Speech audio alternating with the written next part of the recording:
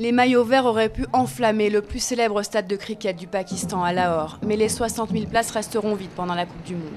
À quelques centaines de mètres de là, en 2009, des militants islamistes armés avaient attaqué le bus de l'équipe du Sri Lanka en visite pour une rencontre amicale. 8 personnes avaient été tuées et 7 joueurs sri-lankais blessés. Un mois plus tard, le Pakistan a été privé de l'organisation du tournoi, au grand regret des supporters. Tout le monde est déçu. Au Pakistan, nous n'avons pas beaucoup d'endroits où nous divertir. Par exemple, on ne va pas beaucoup au cinéma car il n'y a pas de bons films.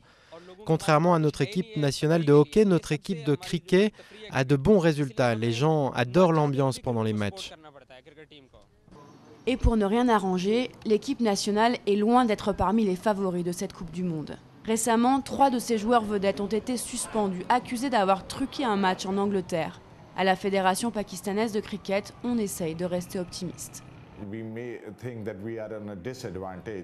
On pourrait penser que nous partons avec un handicap, un léger handicap, mais il y a un bon collectif, on gagne des matchs, les lanceurs sont bons, ainsi que les batteurs, donc je ne vois pas beaucoup de différence sur le terrain avec ces 3 joueurs en moins.